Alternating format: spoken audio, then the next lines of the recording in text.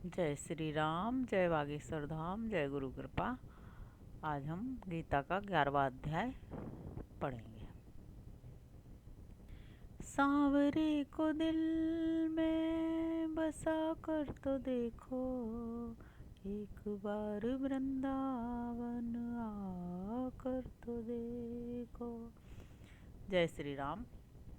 11वें अध्याय का पहला श्लोक है, वहाँ से हम शुरू करेंगे। अर्जुन बोला, मेरे अनुग्रह के लिए अध्यात्म नामक जो परम गुह वचन आपने कहा है, उससे मेरा यह मोह दूर हो गया है। कमलपत्राच आपसे भूतों की उत्पत्ति एवं प्रलय होते हैं, यह बात और आपका अविनाशी महात्म्य भी निसंदेह मेरे द्वारा विस्तार पूर्वक सुने गए। परमेश्वर, जैसा आप अपने को बतलाते हैं यह ऐसा ही है। पुरुषोत्तम, मैं आपके ऐश्वर्य रूप को देखना चाहता हूँ।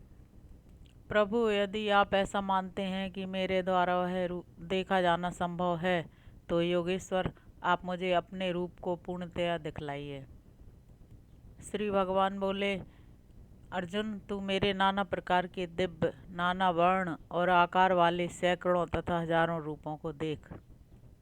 अर्जुन, आदित्यों, वसुओं, रुद्रों, अश्विनी कुमारों और मरुतों को तू देख, और बहुत से पूर्व में ना देखे हुए आश्चर्यमय रूपों को देख। गुडाकेश, तू आज यहाँ मेरे शरीर के एक देश में स्थित चराचर के सहित समूचे जगत को तथा और भी जो कुछ देखना चाहता है देख, परंतु अपने इसी नेत्र से तू मुझे देखने में समर्थ नहीं है। मैं तुझे दिव्य नेत्र देता हूँ, तो मेरे ऐश्वर्य योग और विभूति योग को भी देख। संजय बोला, राजा धृतराष्ट्र, इतना कहकर उसके बाद महायोगेश्वर हरि ने अर्जुन को अपना परम ऐश्वर्य रूप दिखलाया।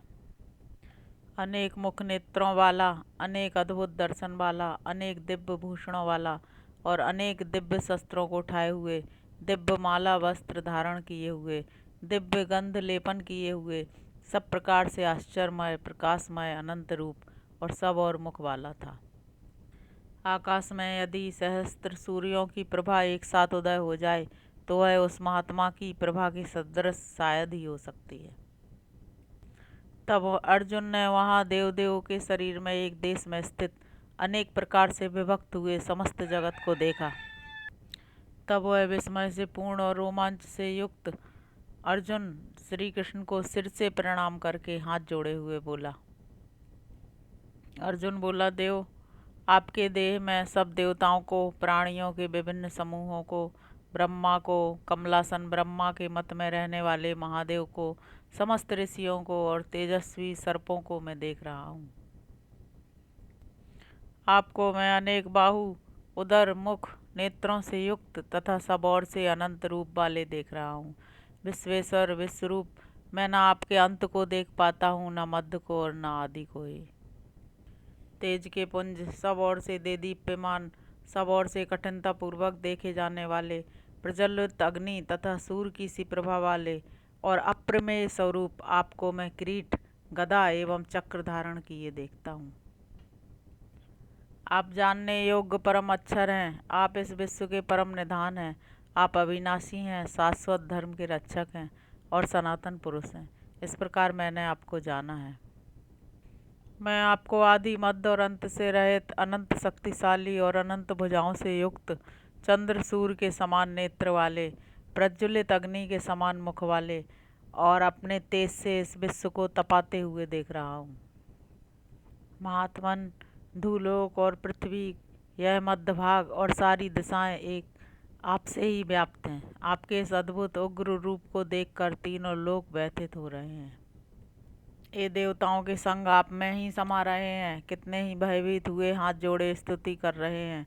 महर्षियों और सिद्धों के संग कल्याण हो, ऐसा कहकर आपके अनुरूप बड़ी बड़ी स्तुतियों से आपका स्तवन कर रहे हैं।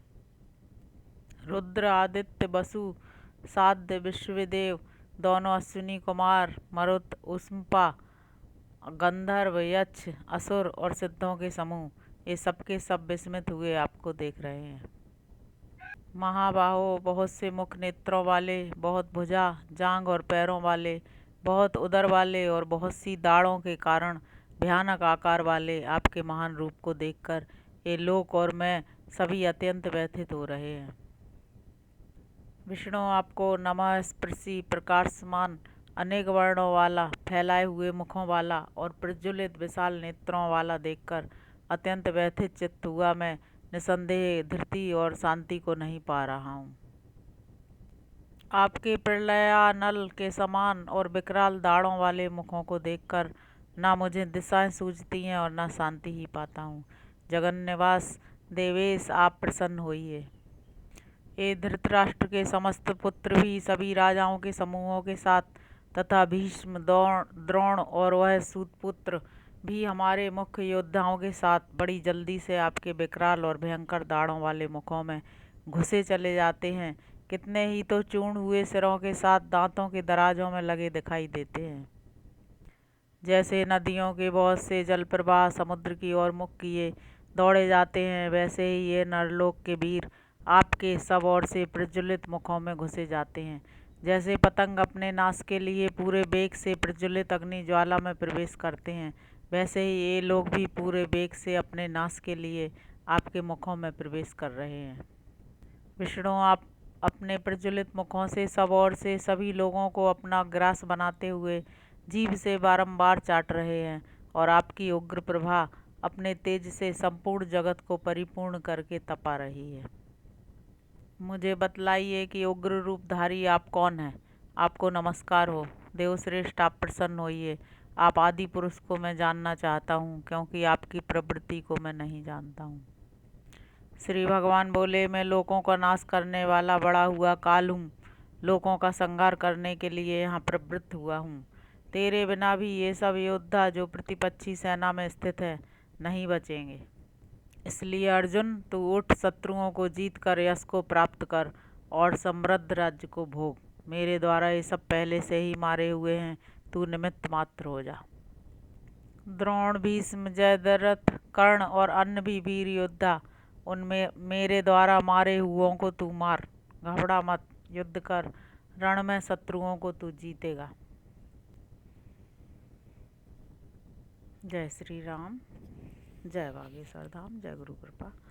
आज हमने 11वें अध्याय के कुछ श्लोक पढ़े, जिसमें हमने देखा कि अर्जुन को श्री कृष्ण भगवान ने अपना दिव्य रूप दिखलाया दिव्य नेत्रों के द्वारा।